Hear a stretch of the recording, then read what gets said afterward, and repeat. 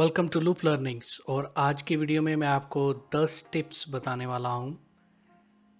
अगर आप Windows 10 use करते हो, विंडोज कंप्यूटर यूज करते हो, तो stick around and let's get started.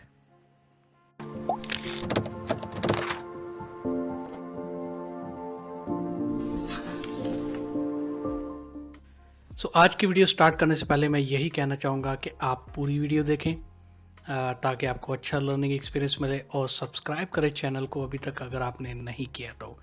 यही एक चीज़ है जो मैं आपसे कहता हूँ मुझे सपोर्ट करने के लिए। तो सब्सक्राइब करें चैनल को और बेल का आइकॉन भी क्लिक करना मत भूलिएगा। चलें अभी चलते हैं आज के कंटेंट के बारे में बात करते हैं। टिप नंबर 1, आपको पता है कि विंडोज़ कंप्यूटर्स में स्क्रीन रिकॉर्डर बाय डिफ़ॉल्ट आता है। कभी कभी ऐसा भी होता है कुछ लोगों ने स्क्रीन रिकॉर्डर यूज़ करना होता है वीडियोस रिकॉर्ड करने के लिए। जैसे अभी मैं ये वीडियो रिकॉर्ड कर रहा हूँ, या मेरे यूट्यूब चैनल पे जितनी भी वीडियोस हैं वो स्क्रीन रिकॉर्डर इस्तेमाल करके रिकॉर्ड की गई हैं। तो हमें कोई अलग से सॉफ्टवेयर नहीं डाउनलोड करना पड़ेगा, अलग से किसी वेबसाइट पे नहीं जाना पड़ेगा। विंडोज़ में बाय डिफ़ॉल्ट ये ऑप्शन अवेलेबल है। बेसिकली आपको क्या करना है कि आपको अपने कीबोर्ड के ऊपर विंडोज़ और जी फॉर गोट, ये दो बटन प्रेस करने हैं एक साथ। आपको ये गेम बार की ऑप्शन नज़र आ जाएगी। बाय द वे ये फीचर गेमर्स के लिए माइक्रोसॉफ्ट ने बनाया था। गेमर्स जो है वो जब गेम खेलते हैं तो उनको रिकॉर्ड करना होता है कि वो कब कैसे गेम खेल रहे हैं, तो उनके लिए ये फीचर बनाता है। लेकिन जो कंटेंट डिज़ाइनर हैं, हम जैसे लोग हैं, या आप कोई कैप्चर करना चाहते हैं स्क्रीन, वीडियो बनाना चाहते हैं, तो आप भी ये इस्तेमाल कर सकते हैं ऑप्शन। यहाँ पे आप स्क्रीनशॉट लेना है तो इस बटन को क्लिक करें, वीडियो बनानी है तो इस बटन को क्लिक करें। आपके पास डिफरेंट फीचर्स अवेलेबल हैं। साउंड, आपने कितना सिस्टम साउंड यूज़ करना है कि नहीं, जो भी एप्लीकेशंस ओपन है उनका डिफरेंट साउंड आप मॉनिटर कर सकते हैं और आप वीडियो रिकॉर्ड कर सकते हैं। बहुत अच्छा फीचर है जो कि माइक्रोसॉफ्ट ने इंक्लूड किया है विंडोज़ में। और आई एम नॉट श्योर कि ये प्रीवियस वर्जन्स में अवेलेबल है कि नहीं, बट विंडोज़ 10 में डेफिनेटली ये अवेलेबल है। टिप नंबर 2, हाइड और मिनिमाइज इनएक्टिव विंडोज़। जैसा कि आप देख सकते हैं मेरी स्क्रीन पे 3 एप्लीकेशंस ओपन है, 2 एप्लीकेशंस ओपन है, एक वेब ब्राउज़र ओपन है। मुझे सिर्फ वेब ब्राउज़र ओपन चाहिए, और मैं ये चाहता हूँ कि वर्ड और एक्सेल मिनिमाइज हो जाए, क्योंकि मुझे इनके ऊपर काम नहीं करना अभी। बजाय इसके कि मैं वन बाय वन एक एप्लीकेशन में जाऊँ और जाके मैं इनको मिनिमाइज करूँ, बेस्ट तरीका ये है कि आपको जो एप्लीकेशन के ऊपर काम करना है, जैसे कि मुझे ब्राउज़र के ऊपर काम करना है, तो मैं ब्राउज़र को सेलेक्ट करके इसको मैं सिर्फ शेक करूँगा, तो देखें दोनों विंडोज़ या जितनी भी एक्टिव विंडोज़ होंगी वो मिनिमाइज हो जाएंगी। अगर मुझे वापस लाना है सेम विंडोज़ को, बजाय इसके कि मैं यहाँ पे जाके क्लिक करूँ एक एक करके, मैं इनको सिंपली शेक करूँगा, वो दोनों विंडोज़ वापस आ जाएंगी। तो ये एक छोटा सा नीट फीचर है जो कि माइक्रोसॉफ्ट ने विंडोज़ में प्रोवाइड किया है। कुछ लोगों के लिए बड़ा यूज़फुल होता है। टिप नंबर 3, हाइड और शो डेस्कटॉप आइकॉन्स। जैसा कि आप देख सकते हैं मेरी स्क्रीन के ऊपर कोई भी आइकॉन नहीं है। टेक्निकली नॉर्मली जब आप कोई भी कंप्यूटर ऑन करते हैं तो आपको लेफ्ट साइड पे कुछ आइकॉन्स नज़र आते हैं, जैसे रिसाइकल बिन और कंप्यूटर और ये वो सब। मेरी स्क्रीन पे अभी नहीं है, तो मैंने क्या किया हुआ है, मैंने कुछ स्पेशल नहीं किया हुआ। आपने अगर ऐसा करना है तो आप भी हाइड कर सकते हैं। सबसे पहले मैं वो आइकॉन्स को वापस लेके आता हूँ, फिर मैं हाइड करूँगा ताकि आपको पता चले कि कैसे करना है। तो चले सबसे पहले आइकॉन को वापस लेके आते हैं। राइट क्लिक करें कहीं भी डेस्कटॉप के ऊपर, और ड्रॉप डाउन मेन्यू में व्यू के ऊपर क्लिक करें, और last option show desktop icons, इसके ऊपर क्लिक करें तो आइकॉन्स आ जाएंगे। अब ये आइकॉन्स को मुझे गायब करना है, जैसे मैंने यहाँ पे पहले किया हुआ था।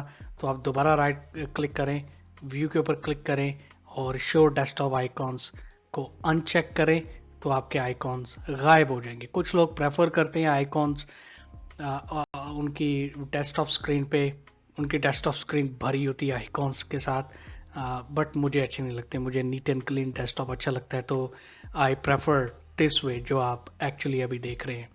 सो ये भी एक बड़ा नीट छोटा सा फीचर है जो कि कुछ लोगों के लिए बड़ा यूज़फुल होता है।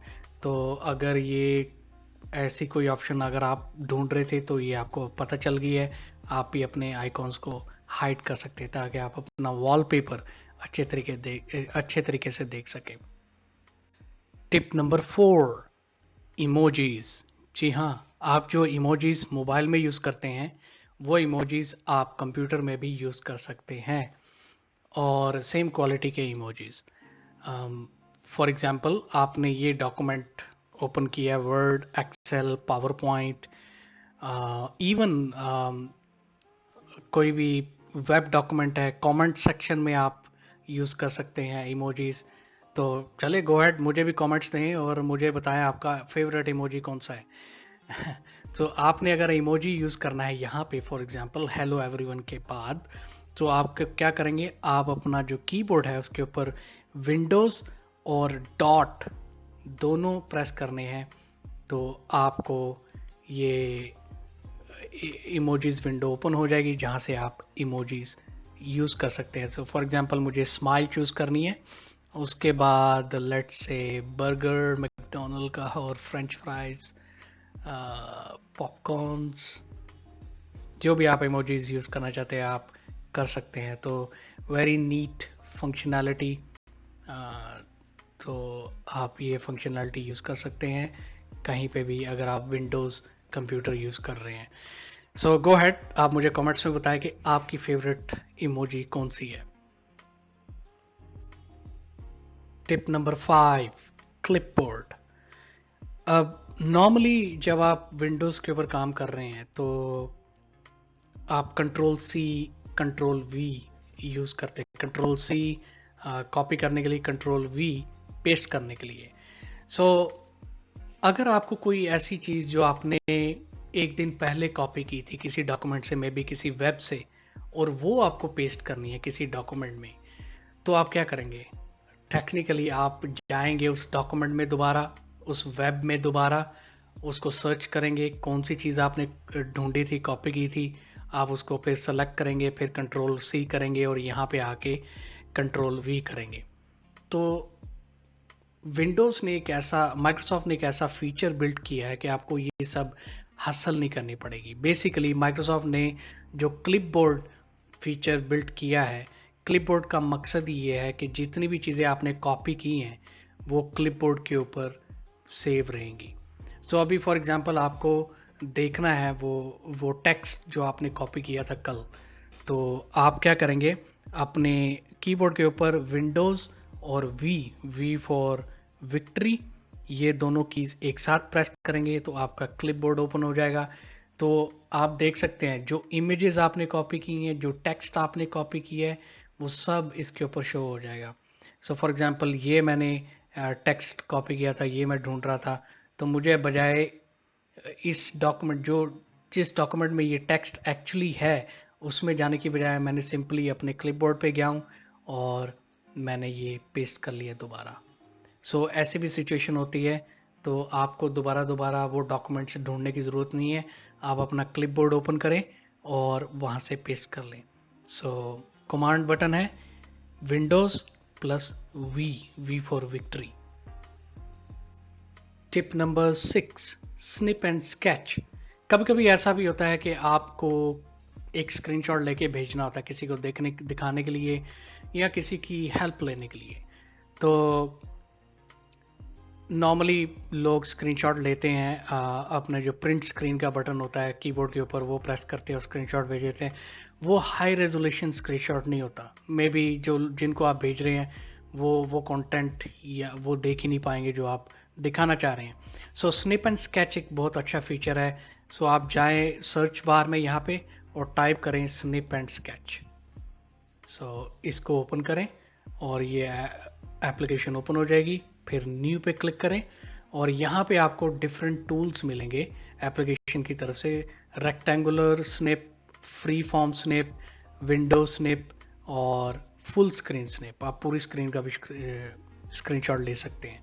तो अगर आपने कुछ एक पर्टिकुलर एरिया इस वेबसाइट का कॉपी करना है, so for example by default rectangular snip choose हुआ है, मुझे ये चाहिए, तो मुझे ये एरिया कट करके भेजना है किसी को।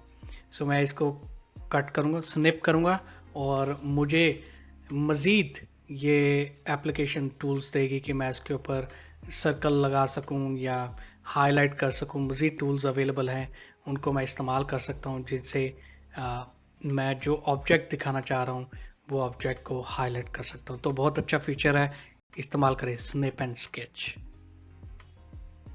Tip number 7, calculator. आप कह रहे होंगे कम ऑन, कैलकुलेटर की कौन सी हमें टिप्स बतानी है, सब जानते हैं कैलकुलेटर का क्या मकसद है।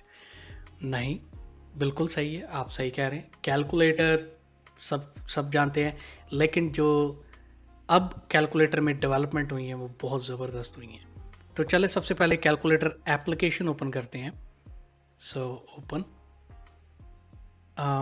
दो चीज़ें मैं बताऊंगा, दो चीज़ें।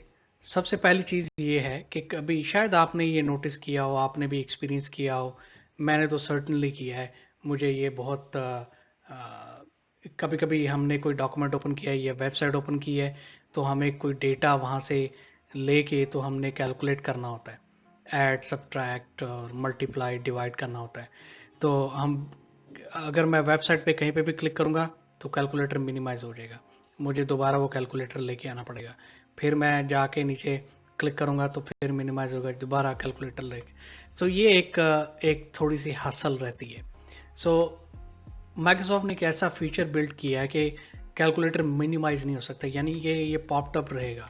सो उसको ऐसा करने के लिए आप क्या करेंगे, यहाँ पे क्लिक करेंगे, देखिए कीप ऑन टॉप, यहाँ पे क्लिक करें तो अब कैलकुलेटर परमानेंटली पॉप्ड अप है। आप जहाँ मर्जी क्लिक कर लें, आप स्क्रॉल डाउन कर लें, स्क्रॉल अप क्लिक कर लें किसी भी डॉक्यूमेंट में, इवन ये स्क्रीन मिनिमाइज कर दें, क्लोज कर दें, कैलकुलेटर वहाँ का वहाँ ही रहेगा। सो ये एक बहुत अच्छा ऑप्शन है। फॉर एग्जांपल यहाँ पे कुछ एक टेबल है, नंबर्स हैं, तो आप यहाँ पे नंबर्स कैलकुलेट कर सकते हो। सो बहुत अच्छा फीचर है। एक तो ये फंक्शनैलिटी कैलकुलेटर की। दूसरी चीज़ मैं ये दिखाना चाह रहा हूँ कि ये कैलकुलेटर एक सिंपल कैलकुलेटर नहीं है, सिर्फ जमा तफरीक मल्टीप्लाई या तकसीम करने के लिए नहीं है। इसमें बहुत कुछ आप कर सकते हैं। आप साइंटिफिक कैलकुलेशन कर सकते हो, graphing calculation, programming calculation, date calculation. ये मेरा फेवरेट है, डेट कैलकुलेशन में चलते हैं।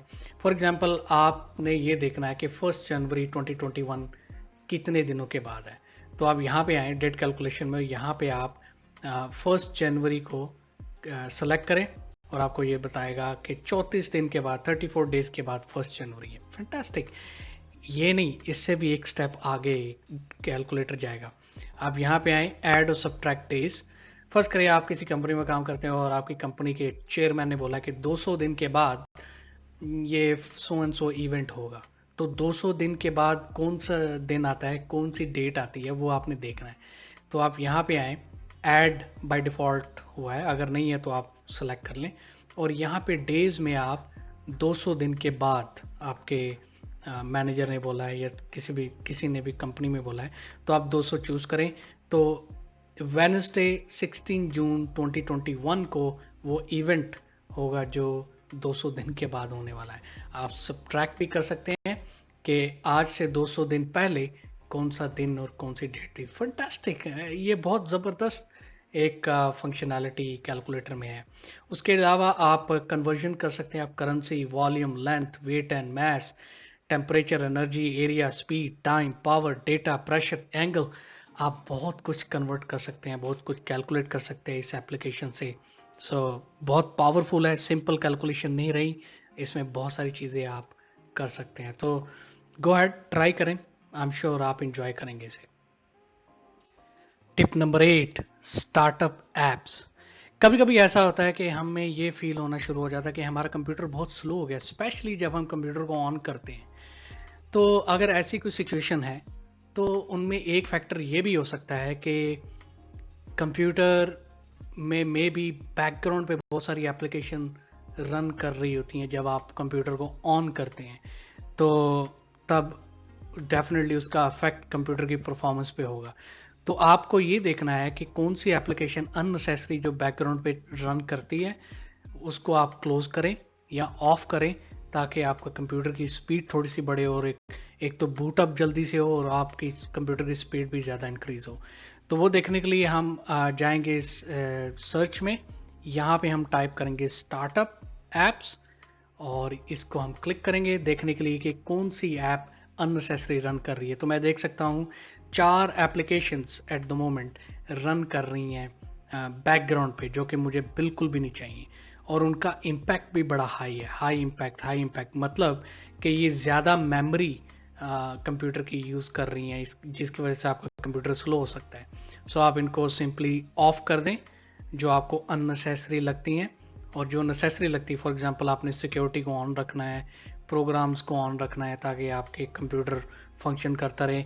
माइक्रोसॉफ्ट वन ड्राइव मैंने इंस्टॉल की हुई है तो वो मैं ऑन रखूँगा because I want this to be synced all the time. So other than that, उसके अलावा जो भी आपको एप्लीकेशन अननेसेसरी लगती है उसको आप ऑफ करें और फिर आप देखेंगे आपका कंप्यूटर में की स्पीड में थोड़ा सा फ़र्क ज़रूर पड़ेगा। Tip number 9, multiple desktops. जी हाँ, आप एक ही कंप्यूटर में मल्टीपल डेस्कटॉप्स क्रिएट कर सकते हैं। फॉर एग्जांपल, आप यहाँ पे टास्क बार पे जाएं और यहाँ पे टास्क व्यू पे क्लिक करें और अपर लेफ्ट कॉर्नर में आपको ये बटन नज़र आएगा न्यू डेस्कटॉप। अगर आप यहाँ पे क्लिक करेंगे तो एक और डेस्कटॉप स्क्रीन ओपन क्रिएट हो जाएगी। आप इसके ऊपर क्लिक करें तो देखें ये बिल्कुल ब्रांड न्यू डेस्कटॉप स्क्रीन है, इसमें कोई एप्लीकेशन नहीं ओपन। अगर मैं आपको वापस लेके जाऊं अपनी एक्चुअल ओरिजिनल डेस्कटॉप स्क्रीन में, तो यहाँ पे थोड़ी सी एप्लीकेशंस ओपन है। सो आप ये सोच रहे होंगे कि क्या इसका क्या मकसद है, क्या पर्पज़ है इसका? बिल्कुल पर्पज़ है।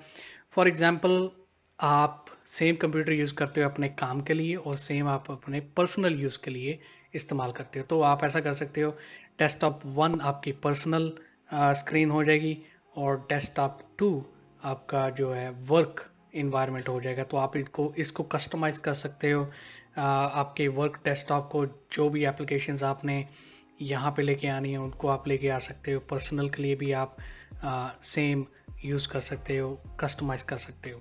एक और एग्जांपल देता हूँ, आजकल के दौर के हिसाब से काफ़ी बच्चे जो हैं वो कंप्यूटर पे अपनी एजुकेशन ले रहे हैं। सो अगर आपके बच्चों का भी ये केस है और आपके पास एक ही कंप्यूटर है, तो आप चाहते हैं कि वो कंप्यूटर बच्चे यूज़ करें, तो आप रिस्ट्रिक्ट करना चाहते हैं अपने बच्चों को ताकि कोई अननेसेसरी एप्लीकेशन ना यूज़ कर सके बच्चे, तो आप एक और डेस्कटॉप क्रिएट कर सकते हैं, डेस्कटॉप 3, जिसमें आप कस्टमाइज़ कर सकते हैं इन्वायरमेंट को जो आपके बच्चों के लिए मुफीद होगा।